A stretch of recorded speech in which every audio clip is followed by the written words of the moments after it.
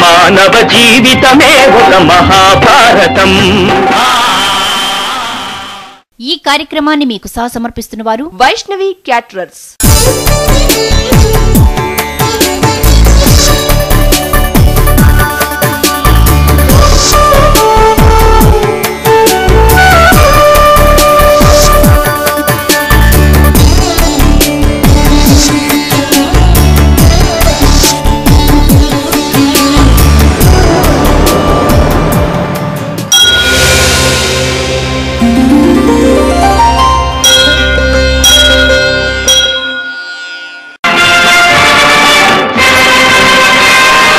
మానవ జీవితమే ఒక మహాభారతం.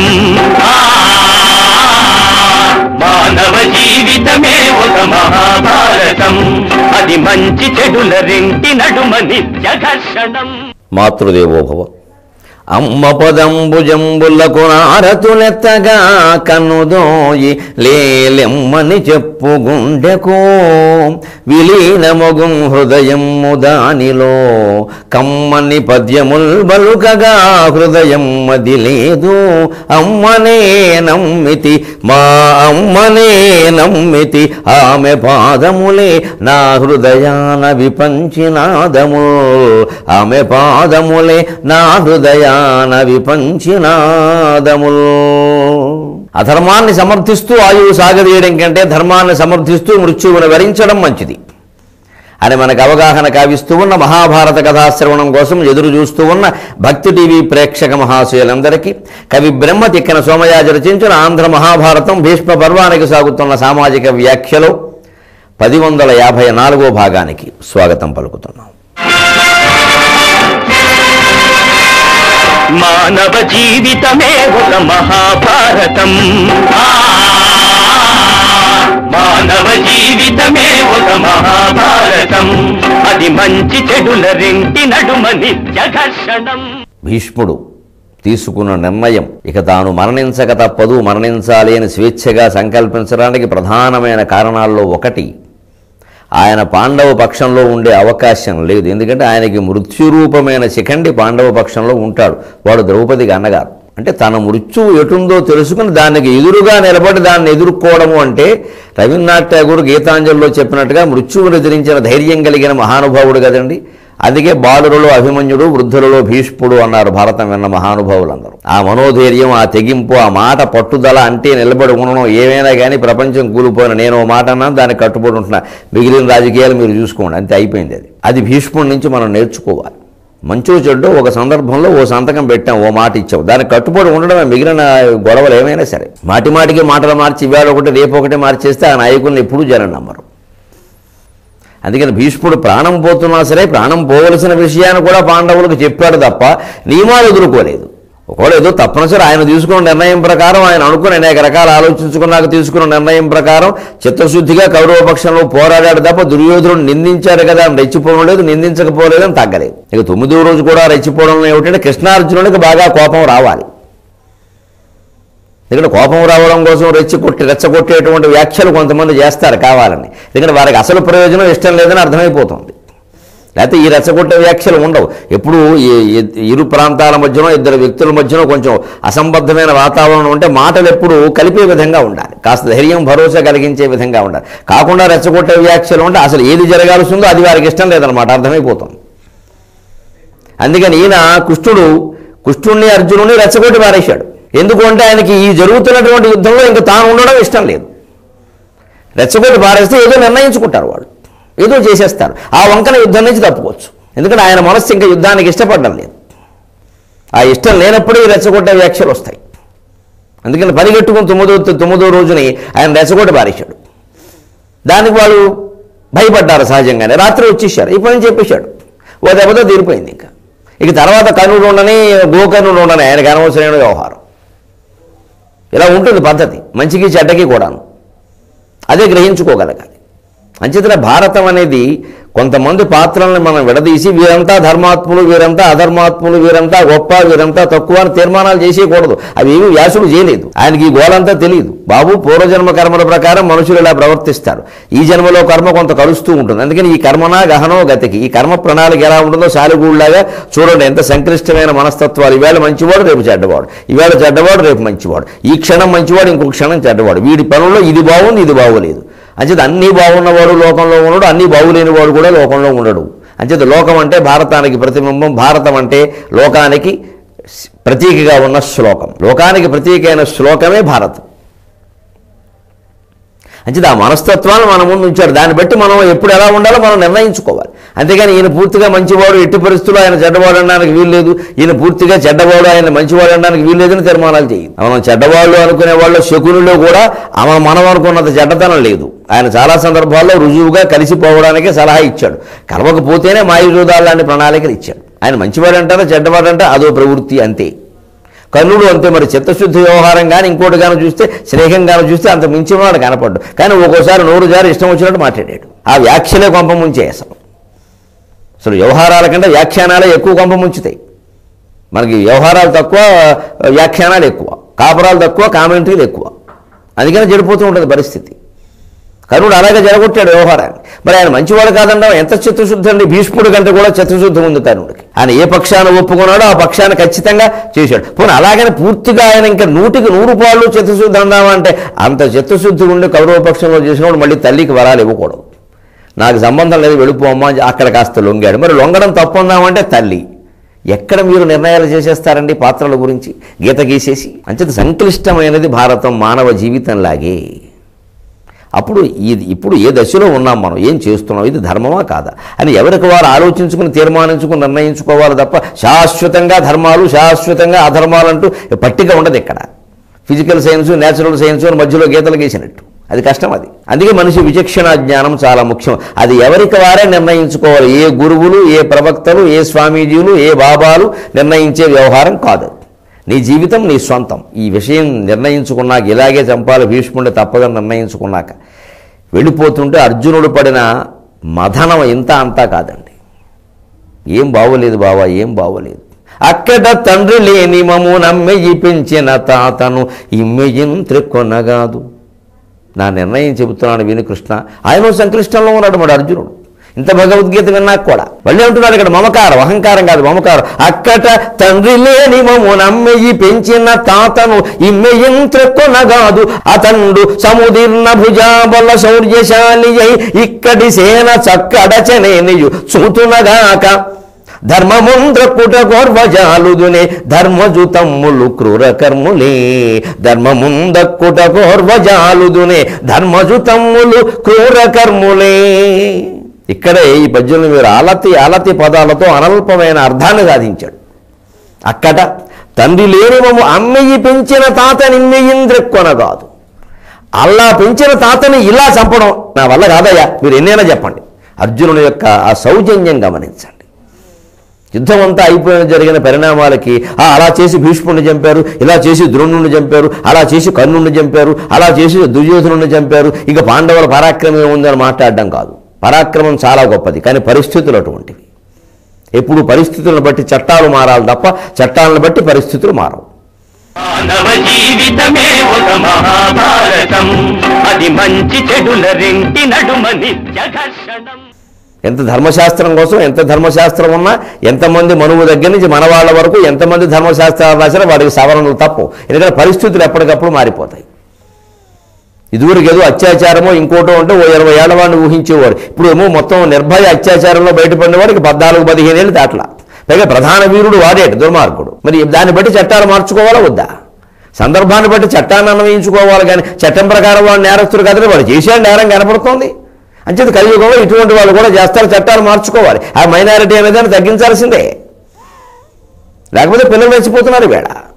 అంచేత ఎప్పుడూ అంతే, సందర్భాన్ని బట్టి చట్టాలు మారవు. వరవిక్రయ నాటకంలో కాళకూర నారాయణరావు గారు స్పష్టంగా చెప్పించిన మాట. చట్టాన్ని బట్టి సందర్భాలు మారవు, సందర్భాన్ని బట్టి చట్టాలు మారాలి. ఈ సందర్భానికి చట్టాన్ని ఎలా అన్వయం చేయాలో తెలిసి చేయడం కోసమే న్యాయమూర్తులు. అందుకని చట్టాన్ని ఊరికే ఆ రాసున్న దాని ప్రకారం గుడ్డిగా మేము అనుసరిస్తామంటే కదా అక్కడ కనపడుతాం జరిగింది ఏమిటో, దాన్ని బట్టి దీన్ని అన్వయించండి తెలివిగా. అందుకోసమే న్యాయవాద వృత్తి. ఆ వాక్యాలను అన్వయం చేయడం కోసం లేదా వాదించడం ఎందుకు, ఒక నేరం కనపడుతుంటే. ఈ చట్టాన్ని అన్వయించే విధానంలో తేడా రాకుండా ఉండడం కోసమే న్యాయవాద వృత్తి. ఒకవేళ న్యాయవాదుల్లో కూడా 2-3 రకాల అటొకరు ఇటొకరు ఉంటారు కాబట్టి ఏది తేల్చడం కోసమే ప్రధాన న్యాయమూర్తి. మంచిది. ఈ అన్వయంలో ఉంది తెలివితేటలంతా కూడా. తెలివితేటలన్నీ అందులో ఉన్నాయి. ఇక్కడ అమ్మెయ్యి ఇమ్మెయ్యి అన్నాడు గమనించండి. అలా పెంచిన తాతను ఇలా చంపడం. ఈ అమ్మెయ్యి ఇమ్మెయ్యి లాంటి పదాల వల్లే తిక్కన గారికి అలతి పదాలతో అనల్పమైన అర్థాన్ని పుట్టిస్తాడు అని పేరు వచ్చింది. ఇది తిక్కన యొక్క నైపుణ్యం. అంటే ఒక్కొక్క మాటకి మనం తెలుగులో అంటాం చూడండి, నాకు అదోలా ఉంది, ఏదోలా ఉందో చెప్పడం. అదోలా అంటే ఇప్పుడు ఆయన చెప్పలేని మనకు తెలియదు. ఇగో నువ్వు మరోలా అనుకోకు, మరోలా అంటే ఏమిటో చెప్పడం. ఈ అదోలా ఏదోలా అదేదో అదో ఇదో నువ్వంటే నాకు ఎంత ఇదో అంటే ఆ ఇదే ఏమిటో చెప్పడం. అదే ఆ ఇదో ఏదో అదో అదోలా ఏదోలా ఈ తెలుగు మాటల్లో ఉండే గొప్పతనం ఇది. అదే అమ్మెయ్యి ఇమ్మెయ్యి. ఒక్క మాటకి ఎంత వ్యాఖ్యానమైనా చేయొచ్చునండి. వెనక 7వ శతాబ్దంలో సుమారుగా 7వ శతాబ్దంలో మయూరుడు బాణుడు అని 2 కవులు ఉండేవారు. బాణుడు హర్ష చరిత్ర రచించాడు, మయూరుడు సూర్య శతకం రచించాడు. చండీ శతకం కూడా బాణపట్టు రాసేయడానికి ఆయన గౌరీ ఉపాసకుడు అన్నారు, ఈయన సూర్యోపాసకుడు అన్నారు. ఇద్దరు బావామరుదులట. అయినా సరే పాండిత్యం రాజకీయాల్లో బావామరుదులు కొట్టుకోట్లా, అలాగే పాండిత్యంలోనూ అంతే. ఇంకా అసూయాద్వేషాలు ఉన్నాక అదే ఉంది. ఇద్దరు దెబ్బలాడుకునేవారు. ఊరికే కథ ప్రచారంలో ఉంది, వాస్తవాలు మనకు తెలియవు కానీ మన అవసరం కోసం చెప్పుకుందాం. ఇద్దరికి పోటీ వచ్చి చివరికి కాశ్మీర్లో సర్వజ్ఞపీఠం ఉంది, సరస్వతీదేవి ఉంటుంది అక్కడికి వెళ్ళి తెలుసుకుందాం పద, నువ్వు పండితుడు నే పండితున్నావు అని బయలుదేరాట. ఓ 100 మైళ్ళు పైన నడిచాక వారికి వరుసగా బళ్ళు తిరుగుతున్నాయట. 2 ఎడ్ల బళ్ళు, పెద్ద పెద్ద బళ్ళు పెద్దవి. దాని నిండా తాటాకు పుస్తకాల కట్టలు. ఆ బళ్ళ నిండా మళ్ళీ తడిసిపోకుండా గూడు, ఓ పెద్ద తెర ఏవో ఉన్నాయి. ఏమిటని బండి ఆపితే తాటాకు పుస్తకాలు అన్నారు. ఏమిటి ఇవన్నీ? ఏకంగా 500 బళ్ళు వచ్చేయట వరుసగా. వీళ్ళు అలా నిలబడిపోయారు. ఈ బళ్ళు ఏమిటి, ఇన్ని పుస్తకాలు అసలు ఎవరు రాశారు, ఇన్ని 100 మంది రాసిన సాహిత్యం ఇది ఓ ప్రాంతం నుంచి ఇంకో ప్రాంతానికి ఎందుకు వెళ్ళిపోతుంది ఇలాగా? కొంపతీసి ప్రాంతాలు విడిపోయినప్పుడు సాహిత్యాన్ని కూడా బళ్ళు కట్టి పంపించేస్తారా ఏమిటి అని అనుమానం వచ్చి పాపం బాలభట్టు మయూరుడు కూడా అక్కడ నిలబడి చూస్తున్నారట. వాళ్ళని అడిగితే ఒక ఆయన కాశ్మీర్ దేశంలో ఉన్నారండి, ఓం అనే అక్షరానికి రాసిన వ్యాఖ్యానం అండి ఇదంతా అన్నారట. ఓం అనే ఒక అక్షరానికి ఇంతంత కట్టెల చొప్పున 500 2 ఎడ్ల బళ్ళ మీద పట్టేటువంటి గ్రంథాలు రాశాడు ఆయన, ఒక్క ఓం అనే అక్షరానికి. ఇది అలతి పదాలతో అనల్పమైన వ్యాఖ్యార్థం అంటే. ఇంత అర్థానికి కారణమైనటువంటి అక్షరం ఒక్కటే, అది ఓంకారం, అది సృష్టికి మూలం. తిక్కన గారిది ఓంకార భారతం. అమ్మెయ్యి ఇమ్మెయ్యి ఇలాంటి మాటలు అట్టినను ఇట్టి నిను అని అంటాడు. ఆ అట్టి ఇట్టి అమ్మెయ్యి ఇమ్మెయ్యికి అర్థం చెప్పాలంటే తిక్కన గారు కూడా సరిపోవడం. నన్ను అడిగితే ఓంకారానికి వ్యాఖ్యానం లాంటిది ఇది. అంత గొప్పది తెలుగు భాష. మిగిలిన విషయాలు ఎలా ఉన్నా అన్ని చోట్ల మనం దాన్ని కాపాడుకుని తీరాలి, దాన్ని వృద్ధి చేసుకుని తీరాలి. అక్కట తండ్రి లేని మమ్మునం మెయ్యి పెంచిన తాతని మెయ్యింత్రెక్కొనగాదు.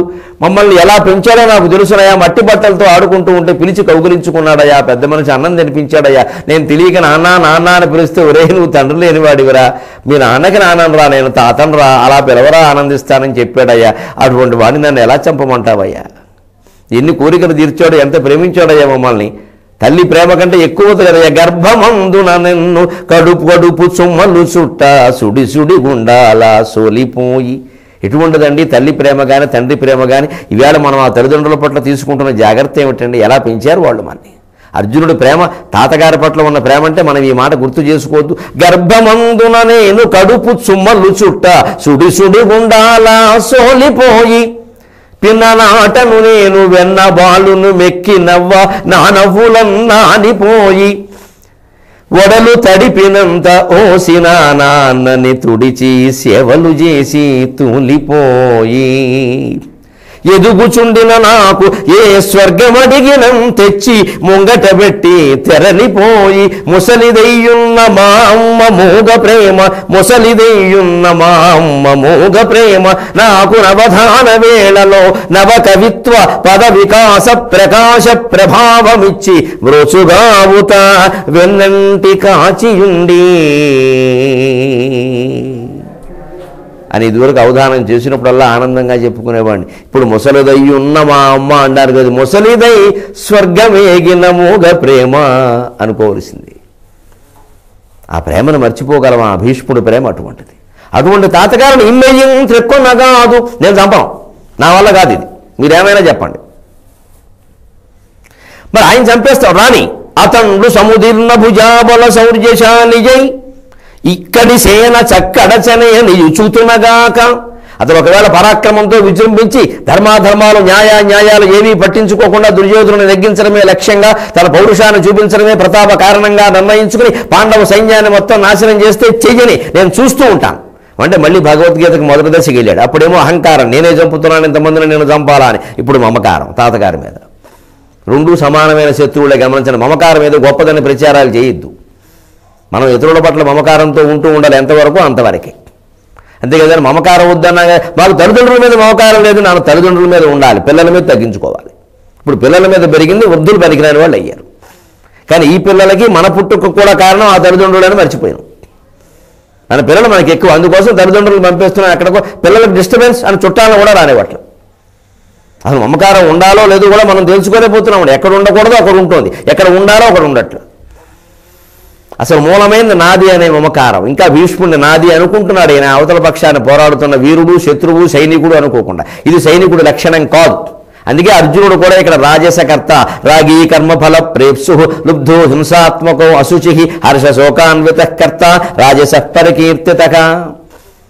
రాగము, అనురాగంతో, ప్రేమతో, మమకారంతో ఆలోచించేవాడు రాజసకర్తే. వాడు యుద్ధం సరిగ్గా చెయ్యలేడు. కర్మఫల ప్రేప్సు, ఈ కర్మఫలం ద్వారా దుర్యోధనులు మాత్రమే నశించాలని, మిగిలిన వాళ్ళంతా బాగుండాలని అనుకుంటాడు. కుదిరేది కాదు. ఓ పక్షాన ఉన్న తర్వాత అందరూ వెళ్ళిపోతారు. ఇక మమకారాలు అనవసరం.